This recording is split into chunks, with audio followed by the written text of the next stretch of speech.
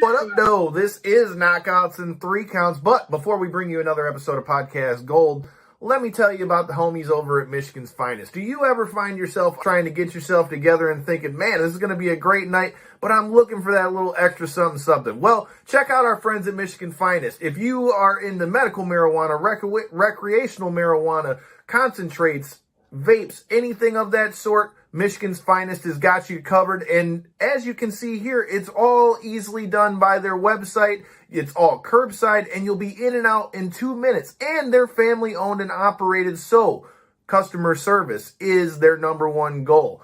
And now, since they are rocking with Knockouts and Three Counts, use the code KO3MF. Yes, that's KO3MF. You get 10% off your entire order, but that does exclude featured items and items that are already on sale. But if you use that code, you're getting 10% off your items, and I promise you, either if you're looking for that big knockout or you're ready to hit the sheets for that 3 count, Michigan's Finest will get you together. Tell them Knockouts and 3 Counts sent you, and I promise you, you're going to be having a great night. Peace. This is the Ring of Honor, a.k.a. Shane T, boy, the baddest champion you ever seen, boy. This is Mr. Anderson. This is good old JR Jim Ross, and you are listening. You're listening to Knockouts and 3 Counts. Cover! We got a cover world champion! That might be one of the craziest knockouts I've ever seen in my life. Knockouts and 3 Counts is the podcast, baby! It's the real deal, baby! Knockouts and 3 Counts starts now. Ooh, what up, though? It is another Tuesday, and I still haven't found that motherfucker that got me feeling like garbage right now, so you can still come back and square up. If you ain't scared, because, I'm going to come at you like the American Badass did on Raw last night. Raw 30, we got plenty to talk out, man. I might be still in the Rogaine Falls, but how the fuck are you guys doing this weekend? Corey. Hanging in there. Listen, you always fucking don't up with your crazy intros, all right? First of all, I'm like, wait, what's he saying? You talking about rolling in here like the American Badass on a motorcycle, and it's like, how you doing? I'm just here. Like, I'm not rolling in on a cool motorcycle like you or anything. I mean, I wish I was too, but me and a motorcycle wouldn't be such a good idea. Yeah, that intro will forever be badass, though. That's one thing. It forever will be, right? Yeah. One of the best, dude. One of the best of all time. Look, all I'm saying is, like, that's one of the best entrance themes of all time. If you guys are fans of the American Badass version of The Undertaker, tell me what you thought of Raw 30.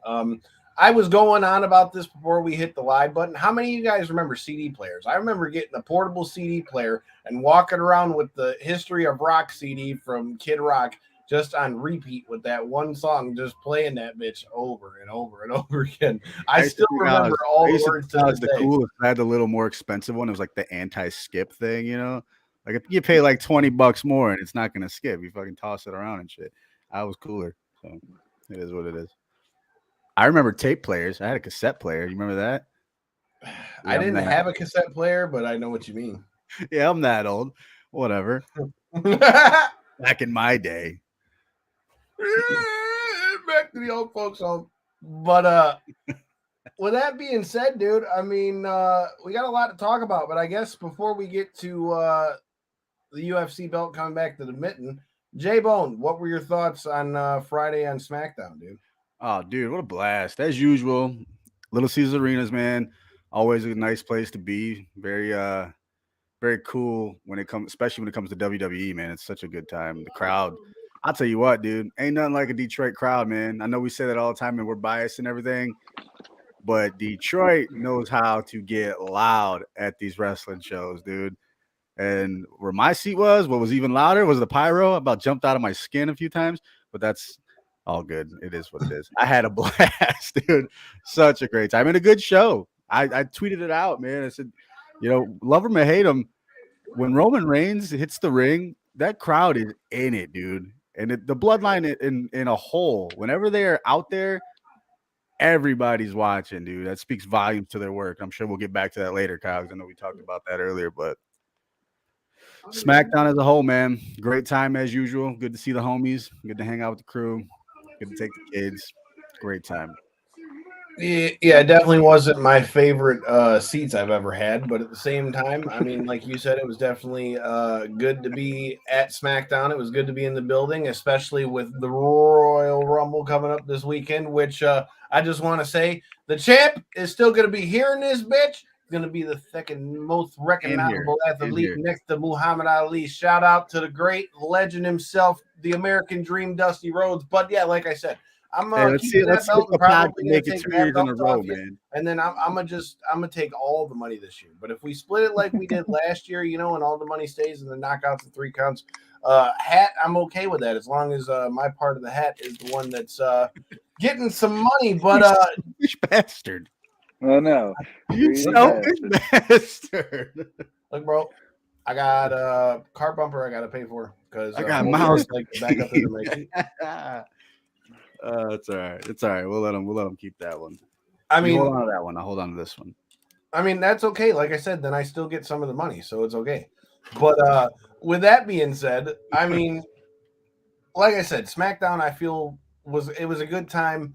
I like that we saw the return of the Firefly Funhouse. What do you think about that, dude? Are you happy about us seeing the Firefly Funhouse? Would you like them to stay away from the Firefly Funhouse maybe and, kind of stay more on the track of what we're doing with Bray? Or do you like that they're connecting all the dots because they've also had Uncle Howdy show up on Raw now? Yeah. So now it's really kind of transitioned between 2 brands at this point. So with that being said, are you a fan of what we saw with the return of the Firefly Funhouse, and how does that affect the Pitch Black match? I don't mind it. I think it's cool. Like I said, I know this story's been going on for a minute, but like I think we're finally getting into like the deep end of the story. You know what I mean? Eventually, and there's always been those rumors and speculation of like these Firefly Funhouse characters coming to life, and I'm hoping we're going that way because I'm all about factions, dude. I love factions. I love cryptic, weird little shit like that, like the Firefly Funhouse and Bray Wyatt is and all that. I just hope we move it a little faster. Like I hope it's all together by Mania. You know what I mean?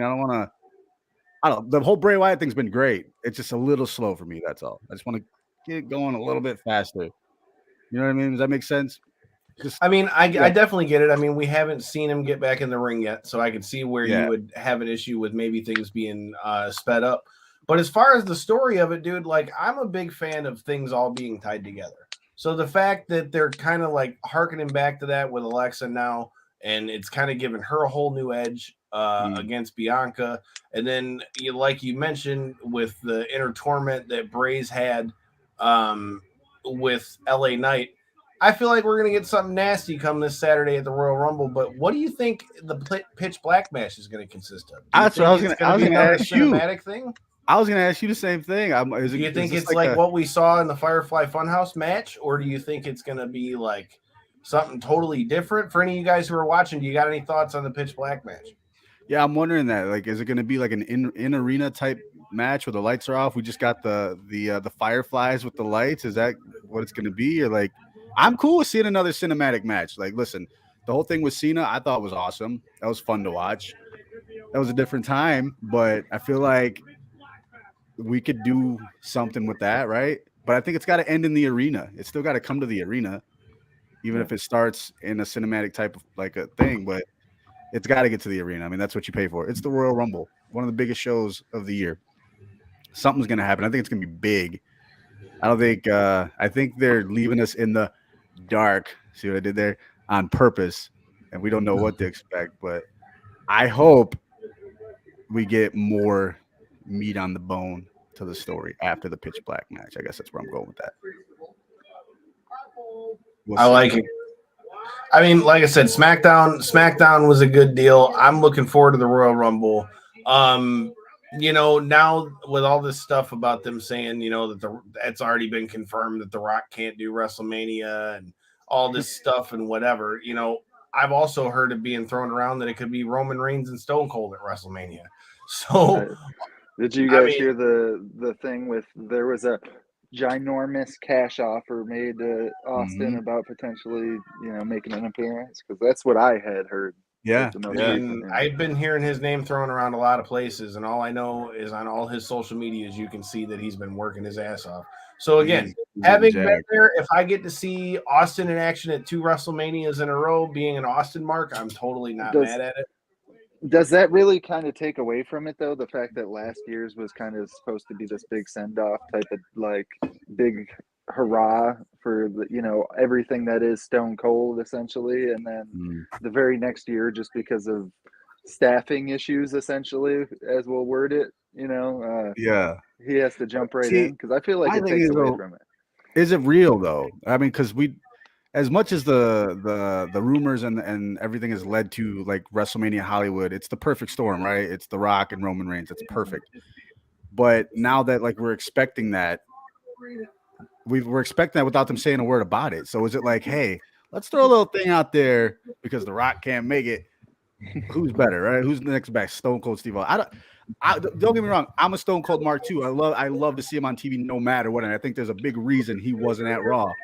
But I also think like there's not a payoff for that. What are we gonna get by Stone Cold beating Roman Reigns or even wrestling Roman Reigns? What do we get out of that? I don't think we get much. So I completely agree with what Joey said. I mean, J-Bone, you and I have talked about this off air. Like, I mean, just because The Rock, all the dirt sheets say that they've known for months that The Rock, quote unquote, couldn't do it. I mean, let's not discount the fact that The Rock has mentioned on Young Rock and in interviews and all those things that he would be open to it. And I mean, somebody like The Rock being old school like that, I mean, could you not see him just kind of showing up and that being, him showing up and being like, I didn't want anybody to know. I wanted everybody to think that I wasn't going to show. And then what happened? I mean, because, that kind of is a perfect way to lead into Raw 30, which if you guys are just tuning in, thanks for checking us out. We're about to talk about Raw 30 here. If you're new here, make sure you hit that subscribe button, that like button, and all that stuff, because this segment is brought to you by our friends at the State of Pro Wrestling. If you like what you see here and are a fan of wrestling interviews and people that are going all around the country, make sure you check out our friends at State of Pro Wrestling and tell them Knockouts and 3 Counts sent you. But, I mean, if you're here, while you're here, there's plenty of great content from your homies over here, everybody from DDP to UFC, bare knuckle, and everything in between. But I digress. I agree with Joey. You can't really trust the dirt sheets. I won't believe it one way or the other until it happens. I still think there's a very good chance that we could still see The Rock. Don't know what incarnation that is or how that's going to look or anything like that.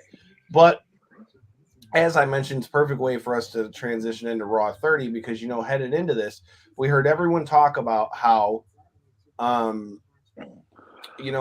into this, we heard everybody talk about how, and they even said it on TV, all the generations of the bloodline were going to be there, and then they quickly scrapped that, and then it was changed to the tribal court for the honorary use, Sami Zayn. First of all, J-Bone, what are your thoughts on the change of the pivot and the change of pace? Are you mad that we didn't get all the generations of the Samoan bloodline thing, or do you think that they salvaged it with what we got with the trial of the honorary use? I think they salvaged it, but I think there's a bigger reason behind it. Somebody's back there saying, hey, dude, let's not give away the surprise here. If we're going to say every generation of the bloodline is going to be here, hello, where's The Rock, right? Like, come on, it's pretty damn obvious. And I think they knew that.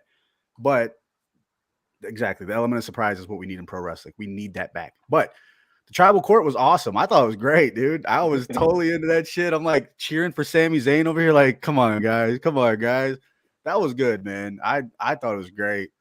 Good TV. I heard it went long and it kind of nixed some other things on the show, which kind of sucks. But like the cage match that they advertised between Becky and Bayley that never happened. Although, at least at the very least, you still got something out of it. You created an angle off of that. So it was good TV. I enjoyed it. I definitely enjoyed that. Paul Heyman, the whole thing. My nerd heart would explode, Joey. Dude, you're talking about like 2 of my all-time favorites and maybe my all-time favorite rivalry. Like, I'm not mad at being able to see them 2 in the ring together in the Royal Rumble. Although that being said, it really would be a son of a bitch because I'm not able to be there. So there's no bell to be rang this time. But I would really like to see what happens with that. I mean, As far as you think though, I mean, there's a big chance that Stone Cold is going to be at this Royal Rumble in some I capacity. mean, with it being in Texas too, and because Stone Cold is Monday Night Raw, dude, and he wasn't at Raw. There's a reason for that. They don't just not contact Stone Cold Steve Austin, perhaps the biggest star in Raw history. They don't do that. There's a big reason he was not there. And I mean, come on, like, well, right? I mean, why wouldn't he be at the Rumble? It's in his home state. He just missed he doesn't live there anymore, but obviously, the biggest Raw of all time, pretty much gate of all time, right? And Stone Cold Steve Austin wasn't there. Hello again, you know. He's got to be. Can't be mad at that. I mean, Corey, what are your thoughts on all this, dude, from an outsider's perspective? Do you feel like if we get, let's say it ends up being Roman Reigns versus, let's say it ends up being Roman Reigns versus Cody, or let's say it ends up being a Roman Reigns versus Stone Cold. Do you think that this is going to hurt it or diminish it at all if we don't get The Rock? In a way, for sure, because I feel like the fans have built up such anticipation since the. Not to cut you off, but that's the one reason I asked you that, because the fans have built it up. Because the one thing I'll say in WWE's defense is they've never said that it was going to be him.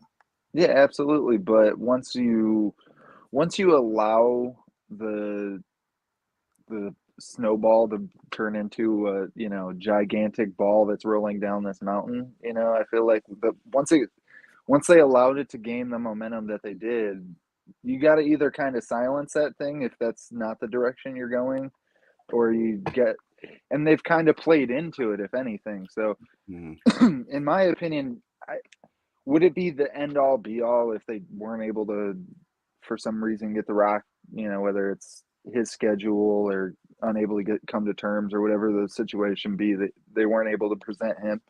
As long as it's still some huge element of surprise where fans are still excited in the moment.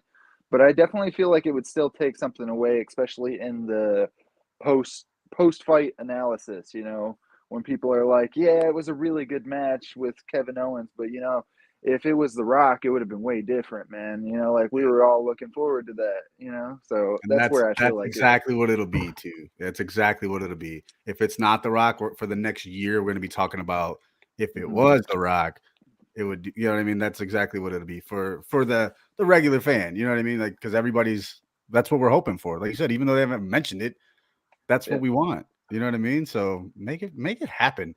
Billionaire Vince. Come on, hey, man. It ain't up to him anymore. You didn't hear? Yeah, well, that's a topic for another day. We'll get back to that, but. Okay, so let's talk a little bit more. We've talked enough about The Rock because we don't know what's going to happen with The Rock. I want to talk about what we do know about. And what we do know about is it looked like Solo was getting ready to hit that Samoan spike on Sami Zayn, was getting ready to give him the kill shot. And then who saved him of all people but main event Jey Uso? And then for it to circle around to where Jimmy gets hurt, and then Sami Zayn is the reason why they retain the tag titles, dude. That was fucking brilliant. And with how many times we've talked about, even I just talked about it on the show Thursday, about how they're constantly talking shit about Sami Zayn, and then it's like he just plays dumb. They even acknowledged the fact when Paul Heyman said that he never liked them from the beginning. I mean, you do all that, and then who saves their ass? It's Sami Zayn. I feel like this just put a whole new layer to it, because I'll be honest, with the way they came up with the SmackDown Tag Team title tournament and all that stuff, I was sure that they were going to lose one of them, and I honestly thought they may lose the one to Judgment Day. But clearly, I was wrong. Dude, like you said, it's just another layer. We're just adding more layers on top of a great story. It's the best thing on WWE TV right now, bar none. And like you said, when we were talking earlier, Kyle, it's not even all about Roman anymore. Sami Zayn is playing the main role here, and all these supporting actors here are just like, it's genius, dude. What if Sami Zayn wins the Royal Rumble and then it ends up being Sami Zayn and Roman Reigns? I mean, I don't know.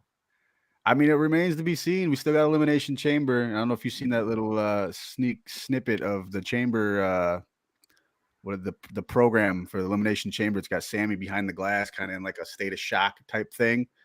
So, I mean, I would expect him to be in that match in some capacity. I don't know how he's going to get there, but the whole, your final test is at the Royal Rumble. I wonder what it's going to be, because he's either going to have a chance to win that Royal Rumble or a chance to eliminate somebody pretty damn big in that Royal Rumble.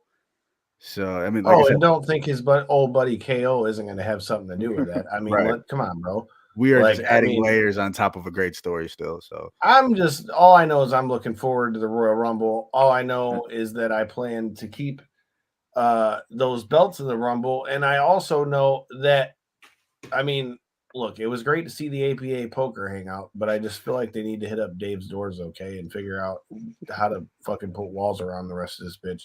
Or just get a different kind of door or something other than just a door frame. I'm sure Corey and them can find a way to hook them up.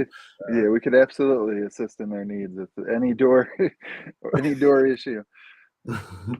get Ron Simmons on the horn. Damn. He owns the establishment. Let's get the owner on the phone. Damn, why didn't we think of that sooner? But yeah, dude, I'm definitely with you. But you know what else was badass about Raw 30? Dude, I was losing my shit about The Undertaker coming back as the American Badass. I don't think anybody really expected him to come back as the American Badass. No way. And on top of that, I mean, can we not all agree here that the American Badass may have had two of the best wrestling theme songs? Between Roland when he first turned American Badass, and then he had the Undertaker. Well, that was really Big Evil. But then you had the American Badass version that had the version from our very own Detroit's Kid Rock. All I know, dude, is that was badass. The only thing that was funny was how like they went to go pan towards the screen and you could already see like the front of the wheel. But other than that, though, I mean, wheel sticking out. I mean, look, dude, I'm not gonna lie. I still popped huge at the fact that they used Kid Rock in 2023 on TV like that. But it's funny because did you notice how much of the song they clipped up? Yeah. Yeah. I'm with Brock, dude. That was the highlight of the show for me. That was the best part of the show. What, the Undertaker Bray thing, or? Yeah, for sure. I agree, man. I dug the court thing, the tribal court, but the Undertaker Bray Wyatt thing, it was for wrestling fans, that was such a big moment because Kyle, I know you can agree with this. It was pretty much the passing of the torch from Taker to Bray. You know what I mean? That was a big, big deal for the people that's been watching for a long time. So cool to see. I'm glad they totally tied that together and acknowledged it. You know what I mean? You seen my tweet earlier, right? If you guys ain't following me on Twitter, do that at the J-Bone Show. I put out the best tweet. I know exactly what the Undertaker said to Bray Wyatt. He said to watch KO 3C Pod. Taker knows. I mean, everybody knows that he's the wise sage of WWE. I mean, Taker's telling you to make sure you watch. If you hit that subscribe button, you won't miss it. And while you're watching it, along with that subscribe button, you can save on your taxes with the homies at G3 Payroll and Tax. Make sure you tell them that we sent you. Knockouts and 3 counts will get you together this tax season. Hit up Jack. Tell them we sent you. The links to their stuff are in the comments as well. Yeah, dude. I have no problem with it. Do you think there's any chance that we see The Undertaker show up in the Rumble this weekend or at WrestleMania, being that Royal Rumble's in Texas? Royal Rumble, I would say big maybe. But as far as WrestleMania, I think he shows up there in some capacity. Some way, shape, or form, I think he'll be there. Maybe as the American Badass. I think that could have been a feel like how they're going to react to this type of thing. I don't know how or what he's going to do, but I mean, come on. It's fucking Taker, dude. He is WrestleMania. You know what I mean? I agree, man. But you think even after the big send-off that he had at the Hall of Fame, though, you still think that they're going to push and make sure that he gets the, make sure that he gets the star treatment on the way out. I mean, you remember what he said, right? Never say never. Never say never. I mean, you never know. I definitely think that there's a good chance that we could see him back in there for sure. All right, Brock, we'll talk about the main event and what the fuck Brock Lesnar has against Bobby Lashley. First of all, it's so funny. You were just saying that earlier. I'm just saying, I don't know what the fuck the problem that Brock Lesnar is with Bobby Lashley. I don't know if he's mad because that means he can't be the only big jacked up SOB in WWE. But then if that's the case, then why isn't he picking on Braun Strowman too? Because that guy's all of 400 pounds and he's all muscle. So I'm just saying, like, Brock's got some kind of vendetta against one Bobby Lashley, who was in a match to try to regain the U.S. title from past guest of this here show, Austin Theory. And I don't know, man. All I'm going to say is we've seen the interaction with MVP and Bobby Lashley, and MVP keeps hinting at, a possible reunion of the Hurt Business. I mean, it's starting to seem like that might be the only way that Bobby's ever going to get a fair shot. And I mean, I think all of us agree when we say that the Hurt Business, I feel like, got a little bit cut short sooner than a lot of us wanted to see it be cut short. So if they're going to bring that back together and then it puts Shelton Benjamin and Cedric Alexander back on TV, I'm okay with that. But, what are your thoughts on what we saw from past guests of the show, Austin Theory, and what do you think's next for the Almighty? Do you think we see the Hurt Business come back? You asking me this? Yeah, J-Bone. Corey don't care about the Hurt Business. I'm all for the Hurt Business, dude. I love it. I think we need to add some extra people to the Hurt Business, though. Let's throw in the Street Profits. Let's throw in Omos. Let's throw them all in, dude. Now that's a real Hurt Business. Remember what I was telling you before, Kyle? I don't know what we're gonna do with Omos. If we kind of just doing whatever with Omos, perfect spot for him is to be in that Hurt Business. That would be perfect. Not mad at it. I mean, he's already, having MVP at the helm and all those kind of things. I have no issue or problem with that. And how do we stop Brock Lesnar? Get somebody bigger than him, right? I mean, shit. I don't know at this point. I stood next to that guy in Vegas and we took a picture with him. Like, dude, I'm not a tall guy, but bro, I'm about 5'6", 5'7", and I barely came up probably past that guy's fucking belly button. His fist was right the size of your head, huh? I mean, I don't want him to squish me like a bug. I mean, if that's what you're asking, I mean, because he could easily do that. I like the idea of the Hurt Business. I think we can see that back there. Again, we have talked a little bit about some of our favorite Royal Rumbles and things of that nature. We're going to give you a full Royal Rumble preview this Thursday at 9 p.m. as we're joined by our guy Martin Carrillo of Wrestling with Unicorns. If you guys watch Wrestling with Unicorns, which I'm sure if you're watching this, there's probably a good chance that you do because they're one of the biggest clips people in all of the world of pro wrestling. And Martin's going to come through and tell us a story about Wrestling with Unicorns and help us make our picks and all those things with the Royal Rumble. The new Hurt Business seems cool, although I disagree with the heel turn or eventual split of the Street Profits. I mean, dude, why's it got to be a heel turn? Why can't it just be like a new school version of the Nation, kind of? I mean, I don't know. I'm down with Street Profits. I mean, like, that's just another team. It's like, I don't really know what we're doing with it. You know what I mean? Like, they're a good team. I dig them, but we just need something fresh for them, I think. You know what I mean? I don't really want to see them split up. I mean, I like Montez Ford, like the idea of him as a single competitor, but I don't really. I think he's eventually going to do fine as a single, but I definitely agree with you. Not ready. I don't know that it's necessary. I don't think it's time. He's not ready for them to split that all apart. I feel like I completely agree with you with that. I mean, do you got any fantasy booking to how you kind of see things playing out since we got Elimination Chamber in between now and WrestleMania? I mean, you mean as far as the Hurt Business and all that, or just anybody? No, I'm just talking about in general. I mean, because that's going to be the last one before Mania, and I mean, there's got to be some kind of title match on there, you would think, or what the fuck else are we fighting in the chamber for?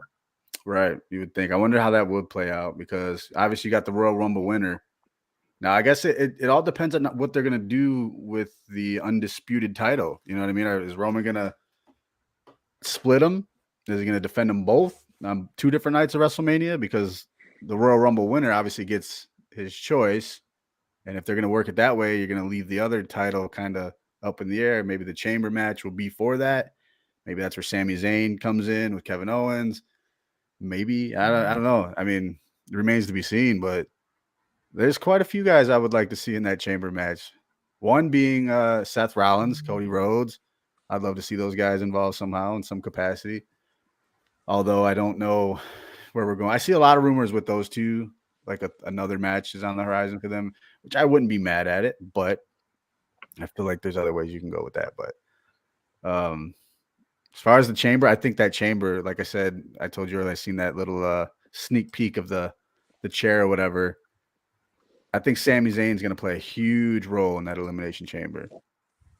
Oh, he's gonna have to. I Oh mean, my dude, Sammy has become such a hitter. And then can we talk about all right, so when Solo went to go deliver that Samoan spike to Sammy, did you think that Jay was gonna help him out or anybody was gonna help him, or did you think that was the end of Sami Zayn? I thought it was the end. I really did. I thought that was the end right there, man. He wasn't putting up a fight. He's just sitting there all down. You felt bad for the guy. You know what I mean? And I know that's what they want. They want us to feel bad for him. But yeah, last person I thought was going to step in there was Jay. But that was pretty cool. Like you said earlier, it comes full circle now. You know what I mean? At the beginning, Jay hated Sammy. And look who's sticking up for him in the end. Not just sticking up for him either. If you noticed how Paul Heyman had the video packages of all the ways that Sammy had screwed up, and then Jay comes back with like 6 different exhibits of how Sami Zayn has helped the bloodline. Like, I thought that was money. I mean, at the very least, it was a good way to pivot out of not doing the whole, we're going to have all the generations of the Samoan dynasty there like they had touted up, because I mean, I feel like they had to produce on something. And then for it to come full circle, for Sammy to be the reason why the Usos still have the tag team championships.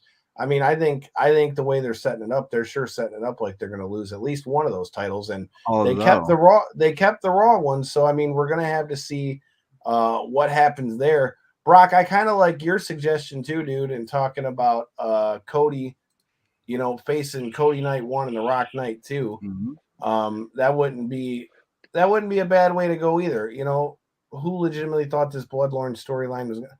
Oh no, not at all. There's nobody that can say they thought it would go for this long. I mean, how long has it been since we've had a storyline that's gone on for the better part of the last 2.5 years? Right.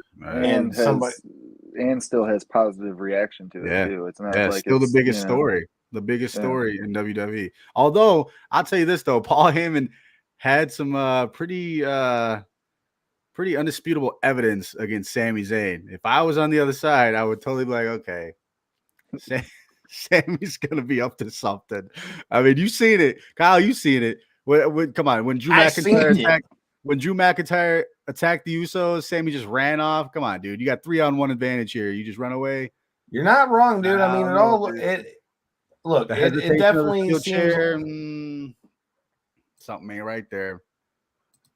I agree with you, dude. I mean, there's definitely something brewing. I don't think it's long before we see the implosion of the bloodline. But like you said, Corey, I mean, for it to have lasted as long as it has, I don't think any of us are really can complain. And speaking of things lasting too long, I mean, what are your thoughts on the bloodline segment lasting so long that it looks as though that was the reasoning why the whole cage match between Becky and Bayley got cut, J-Bone?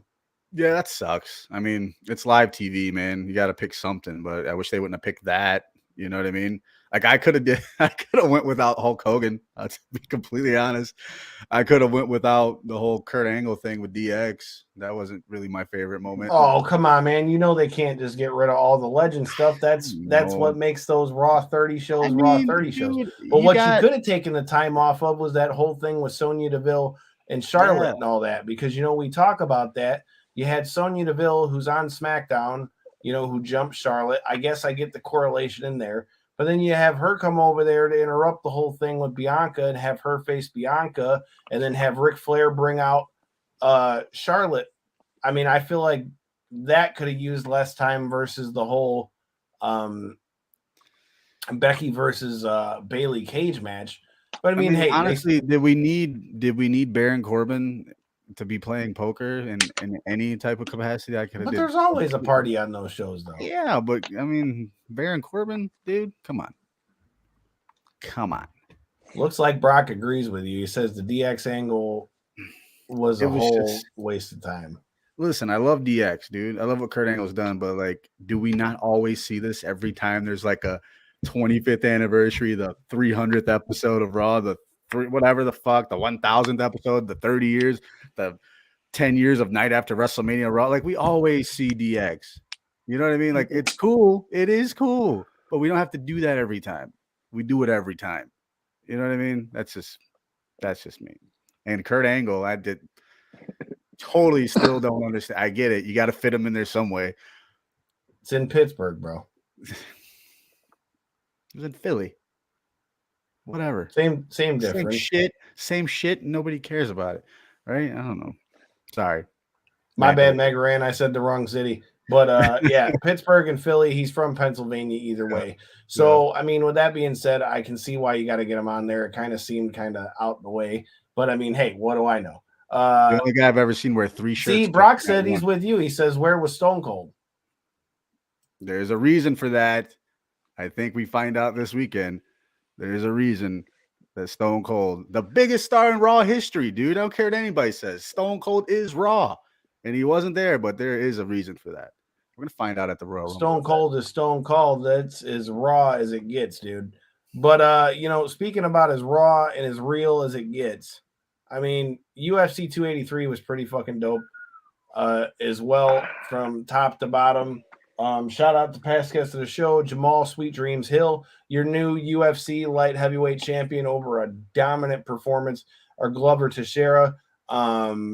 You also had Brandon Moreno becoming your undisputed UFC flyweight champion with a dominant performance over Davison Figueiredo, who's now announced that he's going to move up to 135.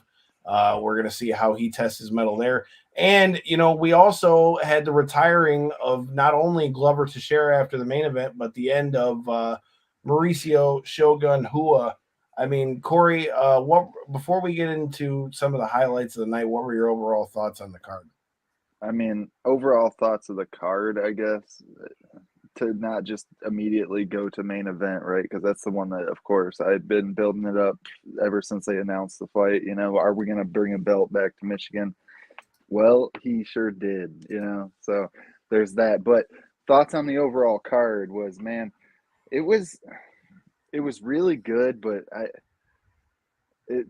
I've seen a bunch of critiques of the Brazilian crowd, right? And I don't know if it's just me or what, but it seemed they weren't as fired up as usual. And it seemed like the fact that they just hurried up to leave. I understand the whole you don't like seeing your champion lose type of feeling and stuff, but at the same point, when it very well could have been Glover's last fight and the whole crowd's leaving before they even announced the winner.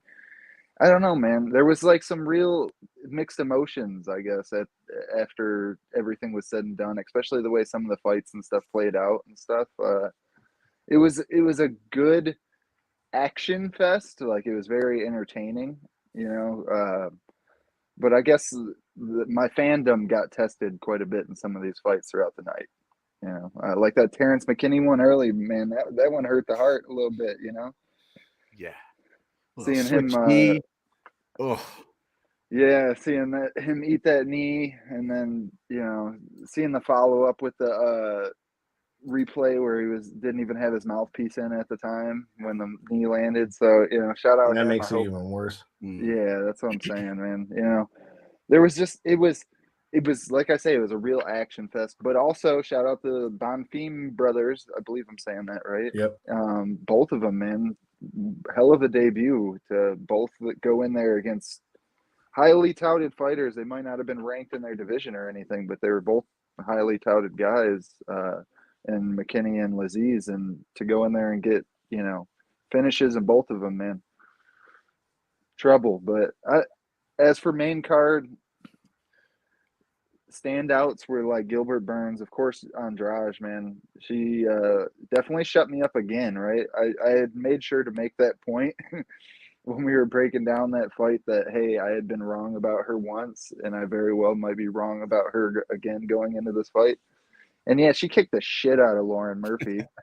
she dog walked Lauren Murphy there for 3 rounds, so there was that. Shout out Lauren Murphy if she does. I am a fan, so I came in with high expectations, but that was a tough one. That was a tough one. And, well, Corey, you brought up a point that I want to bring up.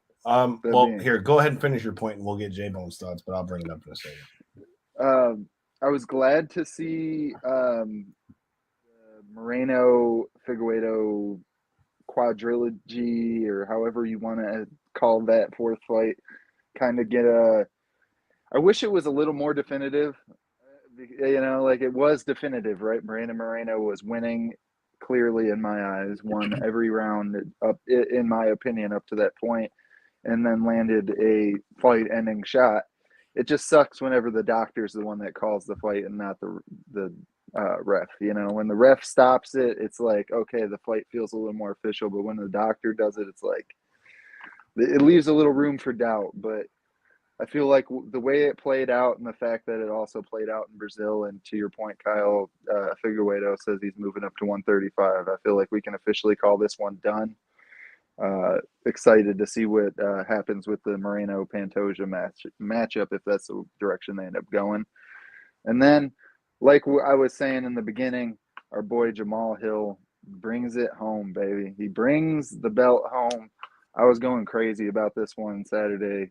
I mean, really just all the way on the buildup since the fight's been announced. That one, I've been following his career, of course. I make a point, basically, to point out any of the Michigan guys that are fighting on the cards and stuff here on the show. Also, shout out Cody Stamen before I forget Past guest that. of the Also show. with a very impressive win as well. But Jamahal Hill, man, to really go in there and put it on Glover the way he did for 5 rounds, I mean, and to really myself, any of the doubts that I had, he really kind of put him to bed the way he was able to shut down the takedowns, deal with any of the positions when he was taken down, immediately either reverse position or just completely get up. It was impressive, man. I'm really curious to see what ends up happening once they match him up with a couple of the other, you know, top prospects in the light heavyweight division. But man, shout out Jamahal Hill for getting it done, man. And you could just see the emotions on his face at the end of the fight. That was probably my favorite part. Fuck the fight, fuck all the, you know, damage and everything else.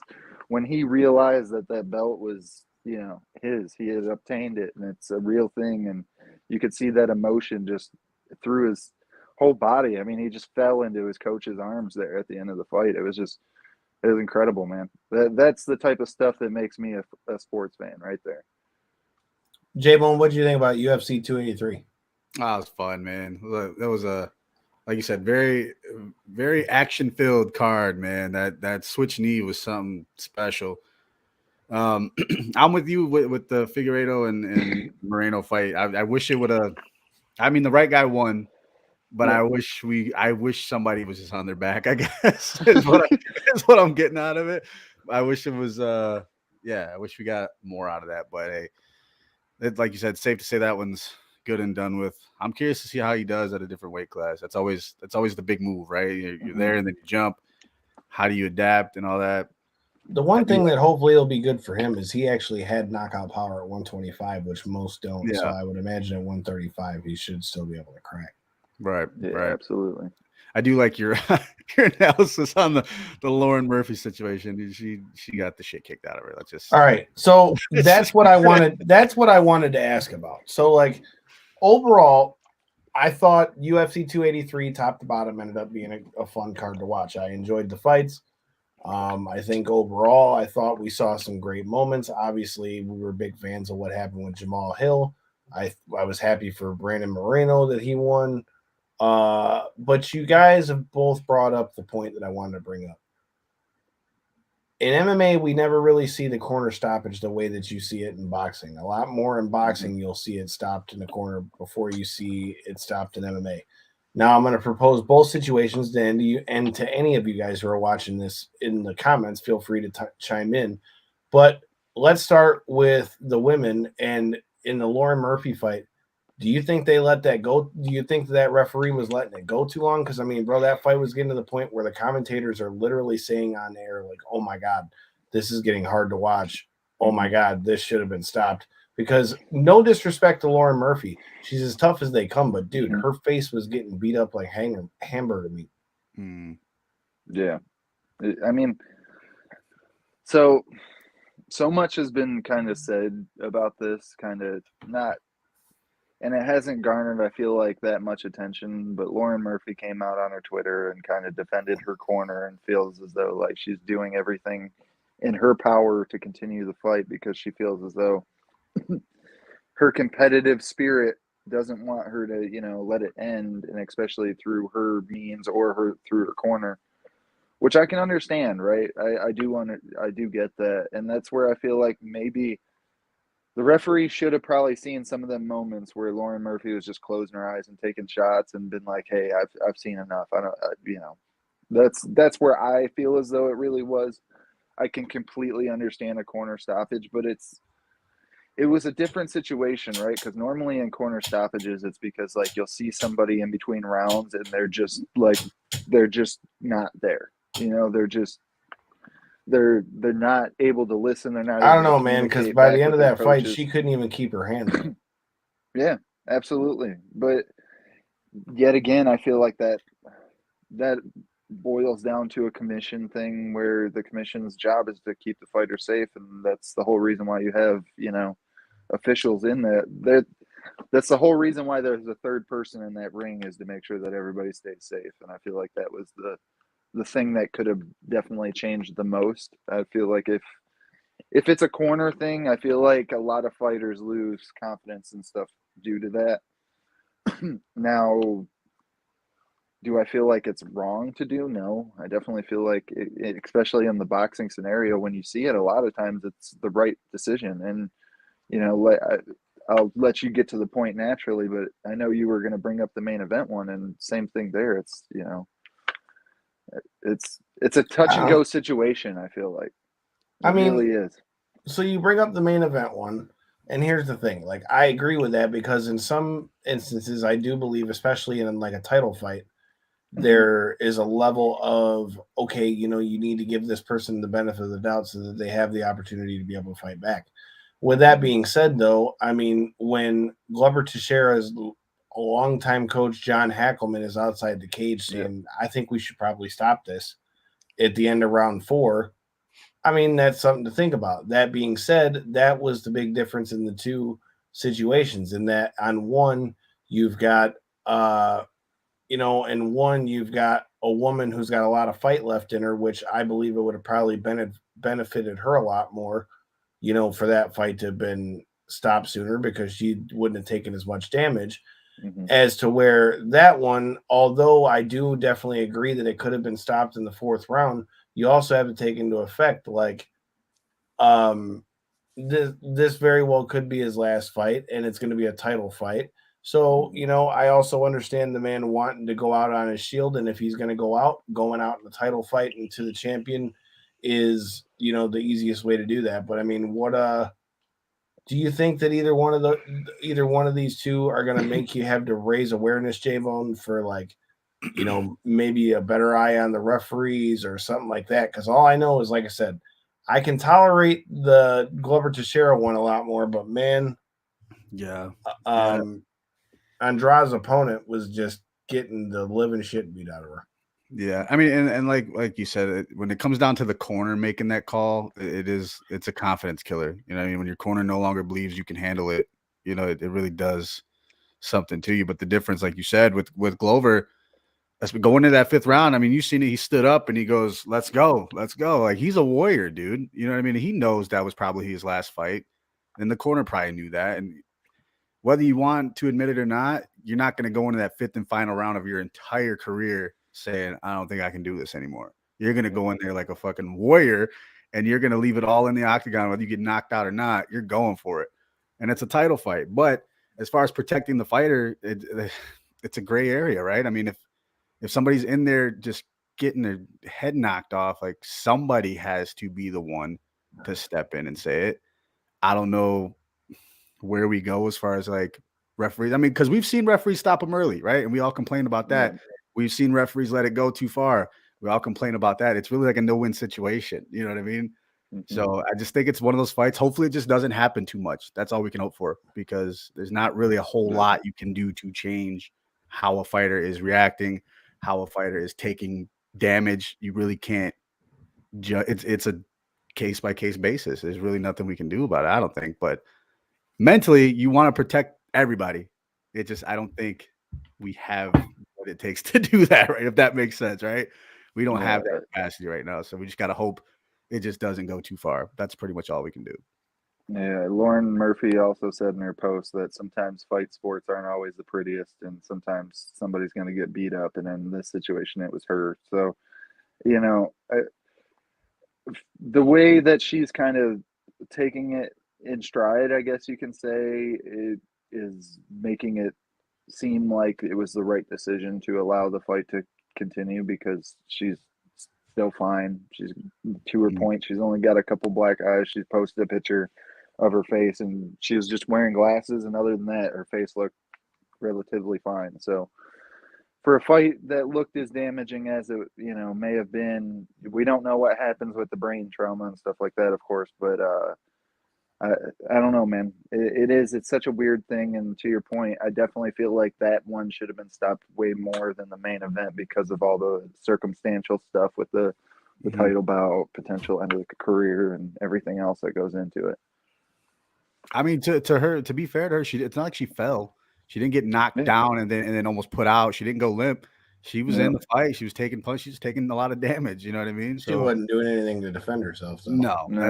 I think now if let's say she got hit and she fell on her back and couldn't defend herself on the ground like that consecutively, that fight would have been stopped a long time ago. I don't think it should have went to the third round, to be honest, but it is what it is. What are you gonna do? Yeah, I mean that's a tough way for it to go any way that goes. Well, with that being said, and talking about what happened with Jamahal Hill, again, I'm a big fan of what we saw here. But about the Brandon Moreno versus Figueiredo fight, I mentioned this going into the fight. We saw that Figueiredo went back home to train at Team Figueiredo in Belém, Brazil, versus the last fight when he beat Brandon Moreno. He was training with Henry Cejudo out at Fight Ready MMA. With that being said, dude, what are your thoughts on the co-main event for Brandon Moreno? Do you think that this closes the chapter for that? Because now it's 2 wins for Moreno, one win for Figueiredo, and the other one being a draw. I mean, I feel like this might have finally closed the chapter on it, but what are your thoughts on the big win for Brandon Moreno? I think given circumstances, like I said earlier, with the way the doctor kind of stepped in and stuff, I felt like there was still some daylight left in that window. It wasn't fully sealed tight, if you know what I mean. That being said, though, I feel like what did slam it shut was Davison saying that he's moving up to 135. I feel like the way that although Davison's, I feel like he's going to, depending on matchups, right? I feel like he's going to struggle a little bit up at 135. That division's just full of killers right now, up and down, and especially if they match him with anybody in the top 5, I feel like it's going to be it's going to be a tough day, tough day at the office for sure. That being said, like I said, for Brandon Moreno earlier, that Pantoja matchup really interests me because for all you diehards out there that remember, Brandon Moreno lost to him twice. So going into this fight, there's real implications that, even though we took this long to settle who is the real champ, he might not even end up being the real champ. So it's interesting, right? The division's definitely still open. Besides thoughts for you guys, the question I want to pose to you guys is who do you want to see Davison matched up with in his move to 135? J-Bone, you go first. Jeez, that's tough, dude. 135.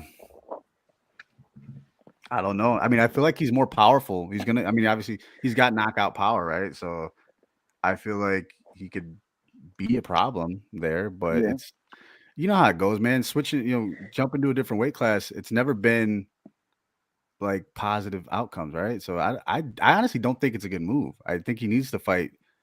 Who was it, Pantoja, right? Yeah. He should fight him. And I mean, would you be opposed to seeing another Brandon Moreno and Figueiredo fight? Because I wouldn't. Do I want to see it? Would I like to watch it? Sure, but not immediately. Not immediately. No, I feel like, those fights will always be good, but to Corey's point, there's no real reason to have them fight again. At this point, Brandon Moreno straight up won the trilogy. In my opinion, that's kind of where it goes. As far as who I'd like to see him fight at 135,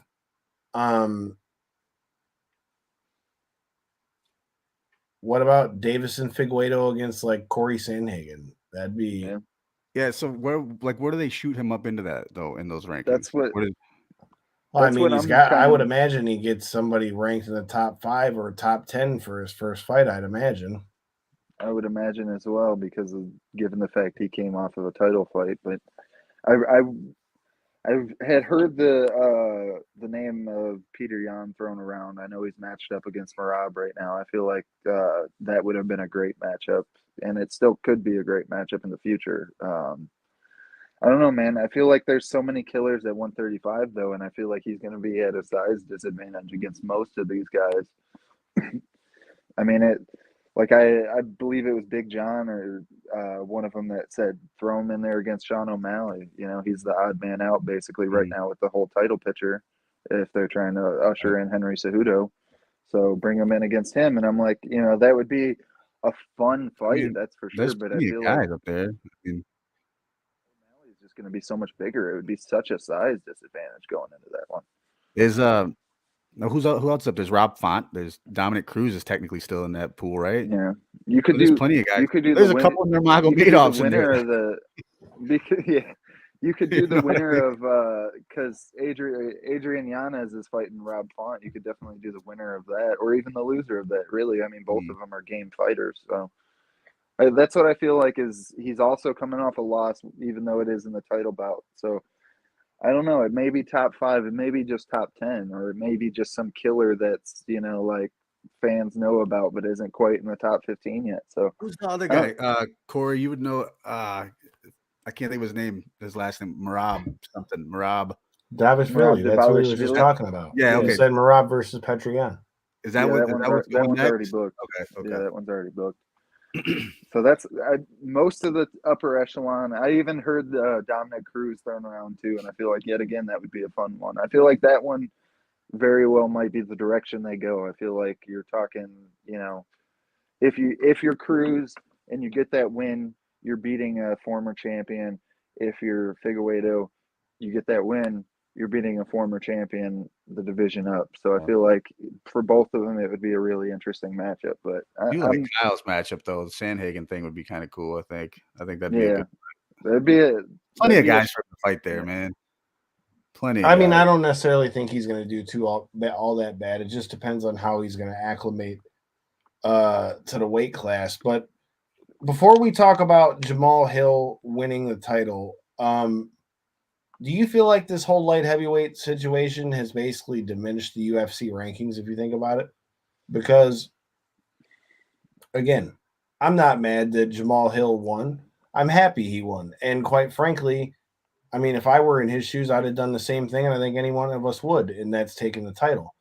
But when you think about, all the injuries that they had at 205 and then the fight between Jan and Ankalaev and all that kind of stuff, I mean, for Jamahal Hill to have gotten the title shot at number 6, I mean, it's really going to throw a wrench into all the stuff because he basically hopped over everybody else that's at 205, and now now you have like almost the reverse psychology of it to where now you're going to see how he does against all the top 5 guys once he's already champ. So I feel like this is kind of just been a whirlwind of a situation. What do you think we maybe see next for Jamahal Hill? And do you think that this whole thing only further hurts the UFC's ranking system? I don't know about hurts it because it just kind of is the way it is, right? And they tried to, it's not like they didn't just run a matchup with 2 of the top 3 guys and that just didn't work out for them. And the way that injuries and matchups are coming into this one, nobody else in the top 5 was coming off a win. Even Glover wasn't coming off of a win. And so, I feel like Jamal was kind of the rightful next guy because he was the only one coming off a win that wasn't injured, So it was an interesting scenario for sure.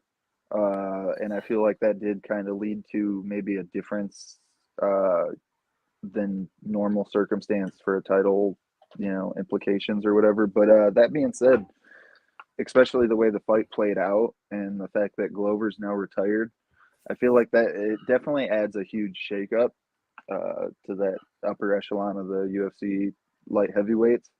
That being said, it makes up that next matchup really interesting as well because Does he want to defend super quick? Does he want to get in there, right at the beginning of summer, or end of spring or something? And if that's the case, then I feel like it's probably going to be an Anthony Smith. I honestly feel like that it'll be the direction they probably go if he's trying to get in there quick. If a little bit more time plays out, the way that Yuri's coming out with all these videos and stuff like that, I feel like they're saying he's going to be out for at least a year, though. Yeah, but he's also saying, because I watched his Ariel Helwani interview, and he's saying, give me the time that I need, which isn't necessarily saying a timetable, and I'll be back. So he was also saying a couple months, or not months, but a couple weeks ago, days ago, beginning of the week, right when the surgery came out, or shortly thereafter, that physical training or PT was going really well. He was acclimating to the shoulder really well and recovering incredibly. So we shall see, but I don't know, man. Maybe Ankalaev, maybe. But I feel like Ankalaev and Blachowicz really still kind of got to be next if it's not Anthony Smith, because you also got to think Anthony Smith was the alternate and then missed the weight. I know that kind of might throw a wrench in that as well, but I feel like also the way, because the fight played out without issue, if he had to fight for some reason with the missed weight, I feel like it would have been more of an issue, but because it was kind of inconsequential, it's not going to necessarily affect him, other than the fact that he's probably not getting paid for his, efforts, essentially. I don't know, man. It's definitely interesting, but I don't think it discredits or shits on the rankings or anything like that. I just think it's a victim of circumstance right now, with the fact that, like I say, they just ran the Ankalaev fight. Glover was in the matchups, now retired. You had Yuri, who was champ, vacate, but is still in the top 5, so he's taken up one of those spots as well. It made for an interesting thing. I can't really argue that, dude. It's going to be interesting to see how the light heavyweight division plays out as a whole. The same with like what we were talking about with the bad stoppages and all those things. Now, I'm probably just talking out the side of my ass, but we're heading into a weekend where we have no UFC, and I'm going to go and take a venture to say that that's because the Royal Rumble is this weekend. So with that being said, again, the belts and the money are staying in this bitch here. I don't care that it's a plastic belt. You know what ain't plastic? Them Benjamins in my pocket, bitch. With that being said, I'm looking forward to the Royal Rumble. And the last thing that I really kind of want to harp on, outside of, UFC, outside of wrestling, not necessarily outside of wrestling, but shout out to Tony Khan. I want to give you guys quick thoughts on this, because this just got announced a couple hours ago. So those of you who have been watching and hit that subscribe button, you know that we gave our little tribute to Jay Briscoe in our show on Tuesday. But now it's been announced that tomorrow night on AEW Dynamite, his brother, Mark Briscoe, will be on AEW and be facing Jay Lethal in a singles match. And there's going to be a tribute done to their brother. Now, do I think that it's a great thing that they're doing this on TV so that people can, have a chance to, so that we can, have a chance to see, the way that plays out? Or, how are we feeling about that one? J-Bone, how are you feeling about it? And Mike, I hate to break to you. Fuck you. I'm taking both belts and the money. Fuck your couch. It's going down this week. I can't wait, dude. Took them long enough to get over their pettiness with the fact that we need a official TV send-off, right? The fact that you can't have one of your champions pass away in unfortunate circumstances, not like due to, drug induced or something like that, right? It's not like something where you're trying to brush it under the rug, right? Accidents happen. Unfortunately, this is one of those circumstances, and I feel like the only proper way to do it is to give them a proper TV send-off. So finally is my thoughts on it. Yeah, I'm with you, man. I mean, it's unfortunate how it had to all go down and how it came to this point, but shout out to Tony Khan for going to bat. You know what I mean? Because we all know, the backstory on why the Briscoes weren't on TV and all that. And It's bigger than all that, man. It's bigger than wrestling. And if I'm not mistaken, isn't is his birthday as well, right, It's Kyle? his brother's birthday tomorrow too. Yeah. So all the cards fall in the right place, man. Let's have him a proper tribute. And I'm just going to throw this life. out. Tony Khan, if you hear this or are listening or anything of that sort, I mean, I know you guys already taped that Jay Briscoe tribute show, but to be able to do something with that on Dynamite now that you have the okay from Warner Brothers and they're not saying the whole, they can't be on TV thing. Although I am going to say it kind of sucks that it took somebody dying to be able to put somebody on TV for something that we're bringing up from over 10 years ago. I'm just going to say I think it's kind of shitty that it had to take him dying to do it. But regardless the case, dude, I'm glad that there's going to be a tribute to Jay Briscoe. If you guys haven't already done so, make sure you check out his GoFundMe. They've already exceeded their goal, and there's multiple shirts that all the proceeds are going to the Briscoe family. With that being said, I'm a cop one, and I'm going to be rocking that bitch at Ring of Honor Supercard of Honor in LA. I had to think about it. I almost said Dallas again. But yeah, I'm going to be wearing one of those in LA. I'm going to be getting all the money this weekend at the Royal Rumble, and I'm going to be getting paid thanks to our sponsors, whether that's with G3 Payroll and Tax or just, going and seeing the homies over at Michigan's Finest. Dude, all I know is we've got a lot of cool stuff coming up here. This Thursday at 9, again, we will be going over the full card and everything and the possibilities of Royal Rumble, but boy, do we got a treat for you come this Thursday. Again, Wrestling with Unicorns. If you guys follow wrestling and are a fan of the indies, there's probably a good chance that you might just be a fan of Wrestling with Unicorns. Well, we're going to be bringing the man behind the lens, Martin Carrillo from Wrestling with Unicorns, on to talk about the origins of Wrestling with Unicorns, what he wants to see in the Royal Rumble, some of his favorite WWU moments. And again, we'll get ready for the Royal Rumble, and I'll just save John Cena the speech because the champ is going to be here, or I'm going to be two belting this bitch like the Dudleys in here. So I don't know, man. I feel like I've flattened my gums enough.